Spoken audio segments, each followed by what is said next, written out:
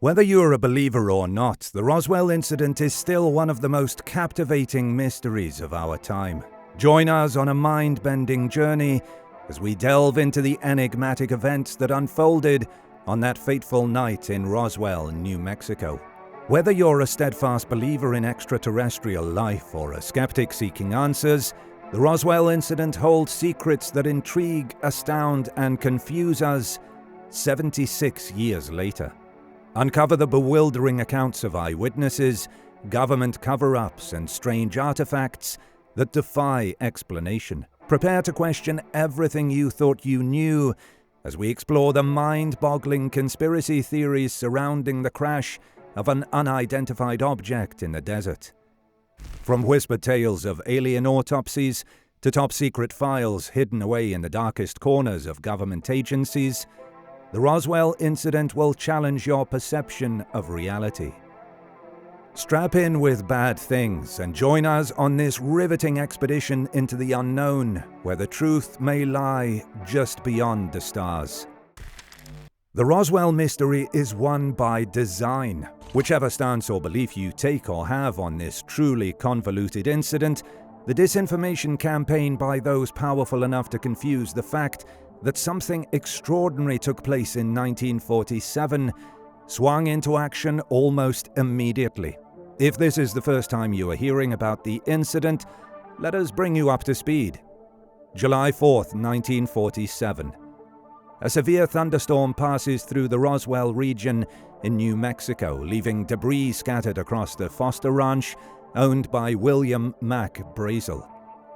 Brazel discovers the unusual debris and collects some of it, suspecting it to be something unusual. July 6, 1947. Brazel reports his findings to the Chavez County Sheriff, who contacts the Roswell Army Airfield, RAAF, to inform them of the discovery. July 7, 1947. The RAAF issues a press release stating that they had recovered a flying disc from the ranch. The news quickly spreads, capturing public attention and fueling speculation about extraterrestrial activity. July 8, 1947. Major Jesse Marcel, an intelligence officer at the RAAF, is sent to the crash site to investigate further. He reportedly collects some of the debris and transports it to the base. The RAAF issued a new statement claiming that the debris was not from a flying disc, but from a weather balloon and its radar reflector. The flying disc explanation is retracted, leading to confusion and skepticism among the public. July 9, 1947. Photographs of Marcel posing with the debris are published in the local newspaper, generating further interest in the incident. July 9th to 10th, 1947. Additional military personnel arrive at the ranch to thoroughly search for any remaining debris. A press conference is held at the RAAF, during which Marcel presents the weather balloon debris to the media, emphasizing its conventional nature. The event attempts to dispel the notion of a flying disc crash. In late 1947, the incident faded from public attention, and the debris collected from the crash site is sent to higher military authorities for analysis. Seems pretty straightforward, right? That is, until the late 1970s, when investigative journalist Stanton Friedman began interviewing witnesses connected to the Roswell incident, reigniting public interest in the case.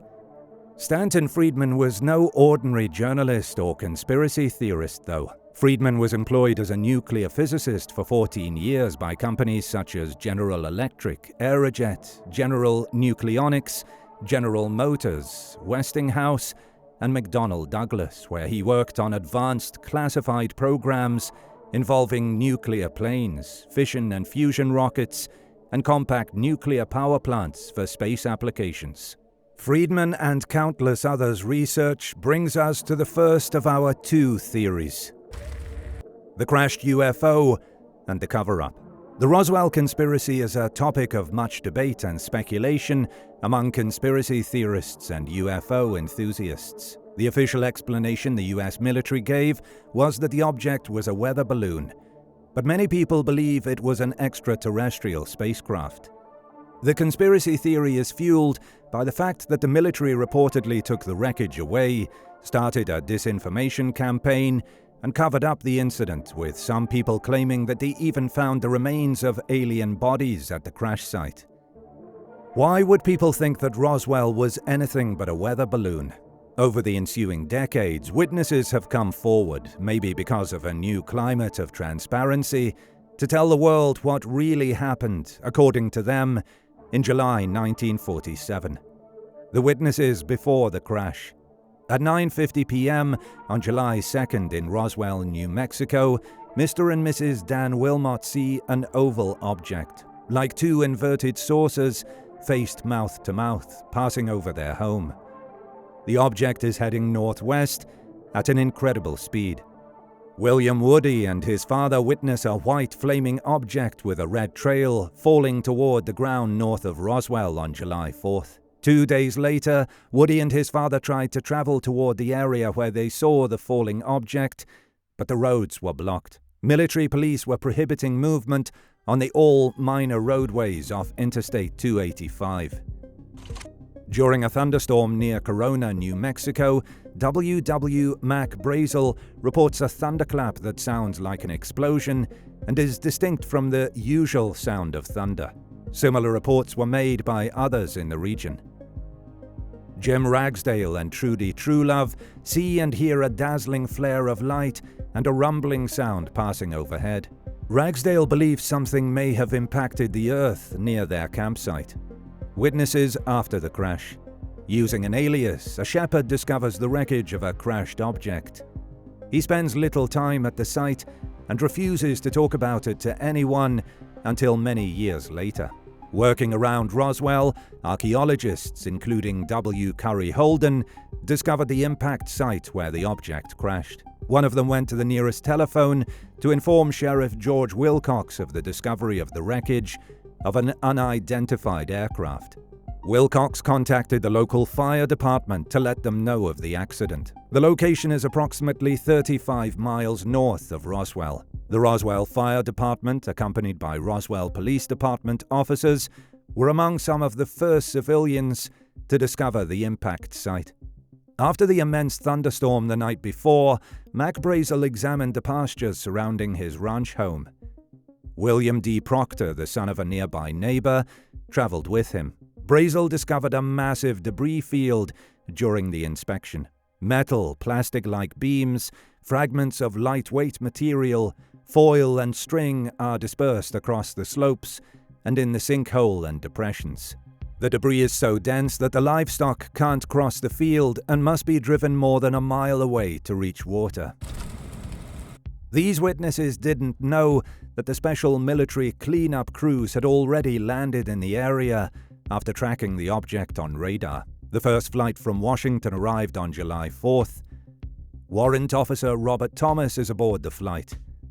Thomas and his companions arrive in uniform, but immediately change into civilian attire. Thomas demanded a briefing on site as soon as it could be arranged. In the early hours of July 5th, at around 5:30 a.m., military personnel who were aware of the general position of the UFO crash moved in, with a carefully chosen crew to retrieve the crashed craft. The military personnel discovered that there were already people present at the location and escorted them out of the area while others secured it. 5 alien corpses are found at the scene. Within 6 hours, the site is secured and cleaned. Initially wrapped in sheets, the corpses were transferred in lead-lined body bags. Only those with the highest clearance were allowed at the impact center, while guards were stationed to deter any onlookers. What happened next can only be asserted by later admissions of those who were there. These admissions are telling and, at times, weird for a military balloon cleanup. These admissions sounded more like a cover-up. Melvin F. Brown, working security at the crash scene, was ordered to climb into the back of the truck. Despite being instructed not to look under the tarp, he does so. Apparently, he discovered the corpses of the alien flight crew. They are small, with enormous heads and yellow or orange pigmentation. One of the most telling testimonies is that of Glenn Dennis. In 1947, Glenn Dennis was a young mortician working for the Ballard Funeral Home, contracted with Roswell Army Airfield to provide mortuary and ambulance services. Before learning about the recovery of the strange wreckage at Roswell, he received multiple phone calls from the airfield's mortician one afternoon. He was asked if small, hermetically sealed coffins were available and how to preserve corpses exposed to the elements for several days. Later that evening, due to unrelated circumstances, he visited the base hospital. Outside the rear entrance, he saw 2 military ambulances with their back doors open, from which large fragments of debris protruded, including one with a row of peculiar symbols on its surface. Once inside, he ran into a young nurse he recognized. Immediately, he was accosted by military police, who physically threatened and escorted him out of the building. The following day, he met with the nurse, who explained what had happened at the hospital. She was extremely religious and was in a state of shock because of her distress. She described how she was summoned to aid 2 pathologists performing autopsies on several small, non-human corpses. She described the foul odor, how one corpse was in excellent condition while the other was mutilated, and the anatomical distinctions between their bodies and human bodies. She also sketched a diagram of their facial features on a notepad. This was their final encounter, as she was transferred to England a few days later. The most credible testimonies come from the men who were there, the military men who have decided to speak out. Lieutenant Colonel Jesse Marcel, a retired intelligence officer of the 509th Bomb Group at Roswell, was the first military witness located by investigators willing to testify and allow his identity to be used. He was one of the first 2 military officers to arrive at the crash scene and was a highly competent military officer. Marcel stated in a 1979 videotaped interview, "It was not a weather balloon, nor was it an airplane or a missile." Regarding the exotic properties of some of the material, he said, "It would not burn. That stuff weighs nothing. It's so thin, it isn't any thicker than the tinfoil in a pack of cigarettes. So I tried to bend the stuff. It wouldn't bend. We even tried making a dent in it with a 16-pound sledgehammer, and there was still no dent in it." According to theorists, a man of Jesse Marcel's qualifications and experience, the intelligence officer of the world's only atomic bomb group, would not have mistaken any conventional wreckage, much less the remains of a weather balloon and its radar reflector, for that of a craft or vehicle that was, in his words, not of this earth. In 1947, the late General Thomas Dubose was a colonel and General Ramey's chief of staff at the headquarters of the 8th Air Force in Fort Worth, Texas. Before he died in 1992, General Dubose testified that he received a cover-up ordering phone call from General Clements McMullen at Andrews Army Airfield in Washington, D.C. General Ramey was instructed to create a cover story to get the press off our backs. The retired General Arthur E. Exon was stationed at Wright Field in Dayton, Ohio, as a lieutenant colonel in July 1947, when Roswell debris was brought there. Regarding testing, General Exon stated in a 1990 interview, "Everything from chemical analysis, stress tests, compression tests, flexing, it was brought into our material evaluation labs. Some of it could be easily ripped or changed. There were other parts of it that were very thin but awfully strong and couldn't be dented with heavy hammers." Of the men that did the testing, he said, "The overall consensus was that the pieces were from space." Let's flip the coin to the non-conspiracy official story, which would later be another cover-up. If the pieces weren't from space, as the government narrative would say, what crashed in Roswell? The government narrative was that the debris came from an innocuous weather balloon. This was later dispelled in 1994, when the Air Force admitted that the recovered materials originated from an American surveillance balloon that was a part of Project Mogul. The principal objective of Project Mogul, which involved microphones flown on high-altitude balloons, was the long-distance detection of sound waves produced by Soviet nuclear weapon tests. The project was carried out between 1947 and early 1949. It was a classified part of an unclassified experiment by atmospheric researchers at New York University. A network of seismic detectors and air sampling for radiation, which were less expensive, more dependable, and more straightforward to deploy and use, supplanted the project due to its high cost and moderate success. This narrative does not explain multiple witnesses' accounts of seeing a saucer-shaped craft. Did the Air Force have a classified disc-shaped aircraft that crashed? One that could be linked to another controversial covert project. Operation Paperclip was a covert United States intelligence program in which over 1,600 German scientists, engineers, and technicians were brought from former Nazi Germany to the United States between 1945 and 1959 for government employment. Many of these personnel were former Nazi Party members, including some former leaders. The Americans targeted German targets with knowledge of synthetic rubber and oil catalysts, new designs in armored equipment, V-2 rocket weapons, jet and rocket-propelled aircraft, naval equipment, field radios, secret writing chemicals, aeromedicine research, gliders, and scientific and industrial personalities for repatriation. During the early 1940s, it appears that the Third Reich invested a considerable amount of time, energy, and resources into the development of a new type of aircraft, one that, thanks in part to specialized rotors, would be able to fly vertically and even diagonally, unlike most other aircraft of the time. If these vehicles were to become operational, the German military saw enormous potential in them. Because of their excellent mobility, they were promising weapons for use in aerial combat. Their ability to easily travel up and down allowed them to land and take off without requiring mile-long runways. Pilots might also have learned how to use them to escape precarious situations, pursue adversaries, and fly to locations that conventional aircraft could never reach.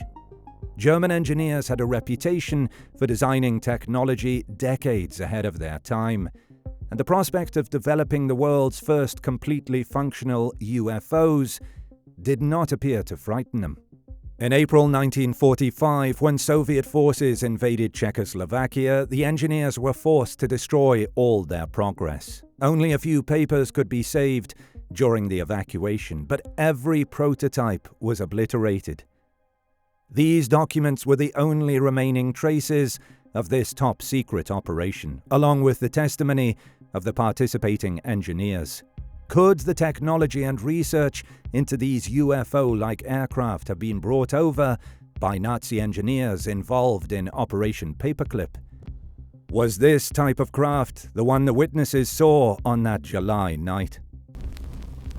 The Roswell incident has spawned movies, TV series, countless books, and sleepless nights for UFO enthusiasts. Will we ever know what happened in July 1947?